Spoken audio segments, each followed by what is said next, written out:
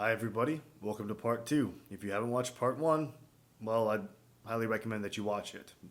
Because hopefully, if you watch it, you're in the position where you're at least recognizing the fact that the system is flawed, that it's fallible, and that your value as a person, the validity of your story and what you bring to the table, is not dictated by whether or not a university lets you in.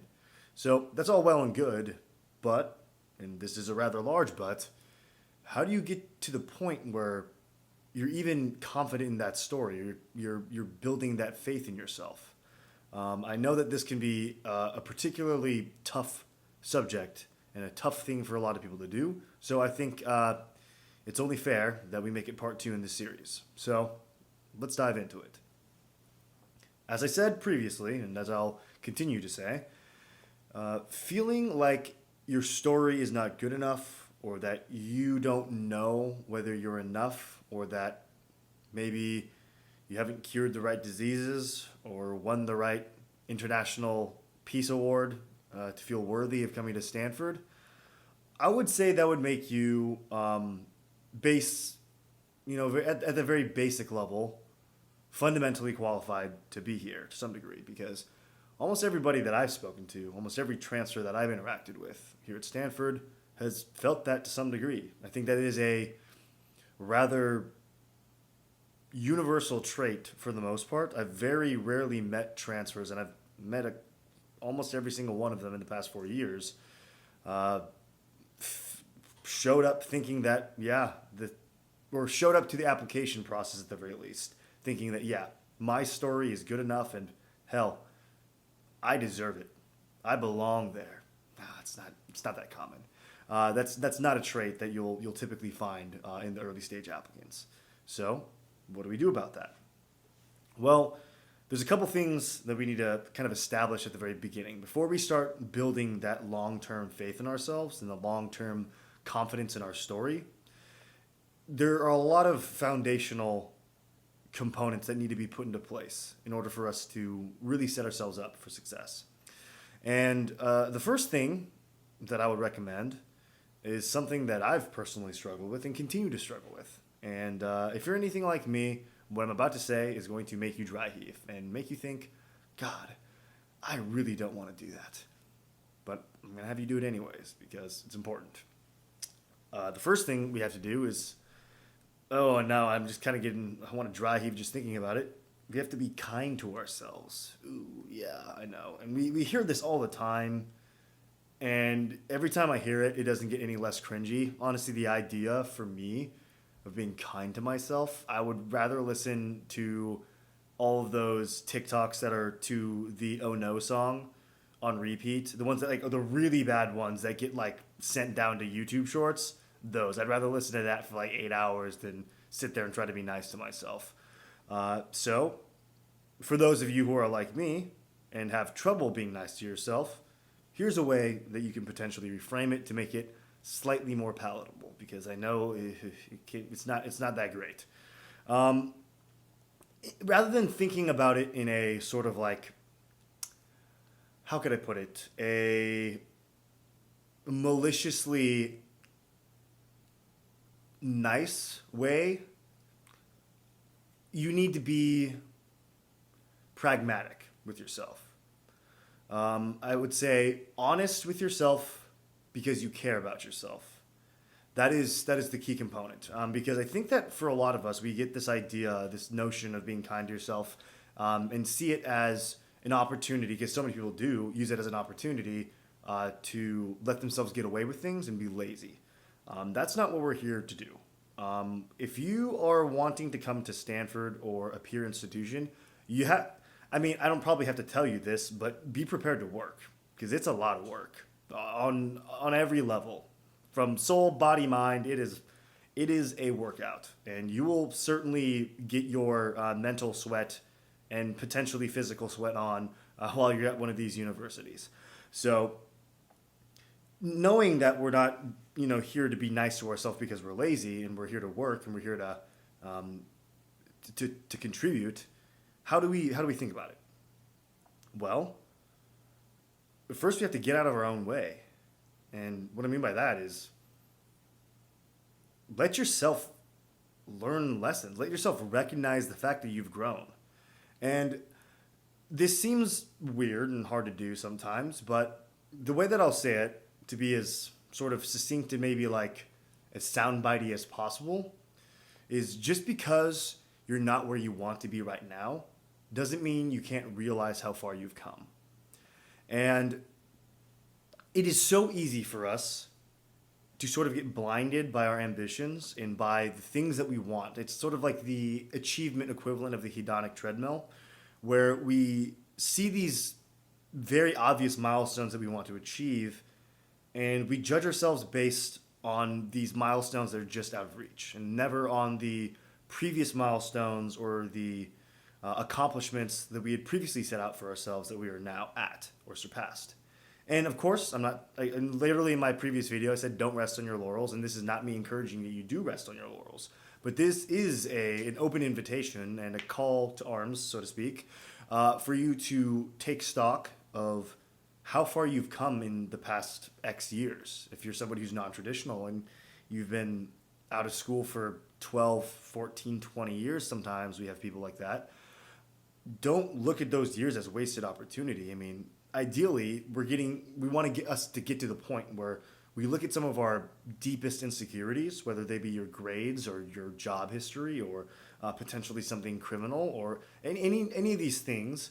And of course, I always feel like I have to disclaim, but like criminal in like a non-violent, like within reasonable sense. I'm looking at you, Jason Spires. If you don't know who Jason Spires is, look him up. You'll be amazed at his story. Awesome transfer story. Literally embodies what it means to be a Stanford transfer, I think. Seriously, look it up. That's Jason, spelled normally, Spires, Spyres. You'll thank me later. But we want to get to the point where we look at these past insecurities and view them as one of the strongest, most essential parts of our application and find the most amount of confidence and the most amount of strength and belief in ourselves from those things. And that could be something as trivial as a bad grade or a poor GPA, or something as big as like 12 to 14 years of just being locked behind bars and for a nonviolent drug charge. So that's the end state that we're trying to get to. And the only way we can get there is to be realistic with ourselves and to also be, and I mean realistic with ourselves in a positive way too. And understand that you've grown and understand that you've done things in the past year. And if you haven't, it's recognizing that you haven't. And this is a fine balancing act, of course, but part of this is being honest with yourself and making these, and just getting better at making these fair assessments of where you're kind of falling short and where you're just kind of being an asshole to yourself. Because honestly, we're our own worst critics.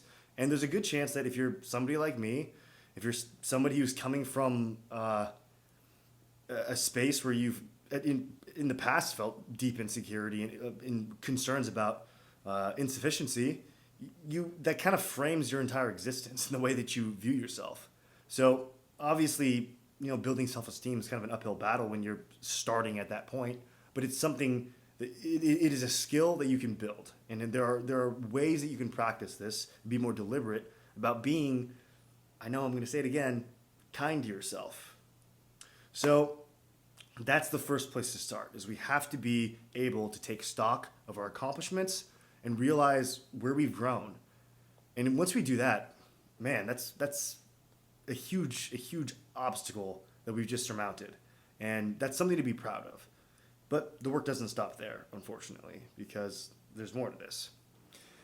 And I know I used a cut. I'm sorry, guys. Couldn't make it all the way through this one. Had to take a bathroom break. Anyways, so we know that the work continues. And we know that being realistic with ourselves and making fair assessments of where we're at, let's just take a pause here and recognize that is a lifelong skill. You are not going to get away. It's not like as soon as you get to Stanford, suddenly you feel like you've done enough. I promise you that's not the case. You're going to show up to wherever you end up going, and you're going to feel 50 times more pressure than you did before, because now you have the crushing weight of expectation on you, because now you're a Stanford student, and Stanford students do things, and you're gonna look at yourself and be like, God damn, am I doing enough? And it's gonna be really, really hard to ever be able to accurately answer that question. So we might as well get started on this skill right now because it's not gonna get any less important. I promise you that. So we know that there's gonna be work. We know that this is a skill that needs to be honed. How can we? What are some general ways of approaching this that can help us? I want to. This there isn't any like specific way to do this right, and there are a lot of ways to do it wrong. But I don't know what all the right ways, and I don't know what all the wrong ways are. But I can say that there are some general principles that you can maybe use to help guide you in the right direction. Okay, guys. All right, yeah, another cut. I'm sorry, but I wanted to pause because as much as I want to go into how to approach this process of self appraisal and being realistic and kind but not overly kind to yourself in this video, it would just be way too much. And I honestly need to do a better job of organizing my thoughts on this because this is such an important skill, and there are so many ways to do it in a toxic way, either being overly permissive to yourself or also like being overly subscriptive to like toxic hustle culture. There's just a lot of ways to do this in really bad ways, and I want to make sure that I have my thoughts and my stance on this really well formulated before I go into that. But suffice it to say, I want to use that as another opportunity to highlight how important this skill is. You're gonna do it all the time, especially if you end up at a very high achieving university with plans or aspirations on continuing on to competitive graduate school programs or other kinds of really competitive fellowships. You're gonna have to do this all the time. So just to quickly recap, like, step number 2 in this entire process is we have to learn how to be kind to ourselves. We have to learn how to be able to accurately reflect on places that we've really grown and places that we've really contributed and can continue to. Because obviously we should be trying to build some momentum here, and we shouldn't just have these accomplishments sort of sitting on a trophy case. We should be able to continue to use these things and continue to help other people and, bring our communities together, however that may look to you, because obviously that can manifest in a hugely diverse set of ways. But that's really the main point of step number 2, though, is recognizing the fact that this is a skill that we need to hone. This is a skill that we should take seriously, and that it's something that we're going to have to do throughout this process and throughout life. So thank you for dealing with the sort of abrupt ending and weird plot twist due to my own lack of preparation. But I hope that this at least illuminates the importance of this skill and how critical it is to be aware of it and be able to slowly hone it over the next year. So thank you, everybody. I hope you have a great night and a great weekend. And hopefully I'll see some of you guys at this upcoming office hour session on Thursday. Have a good night.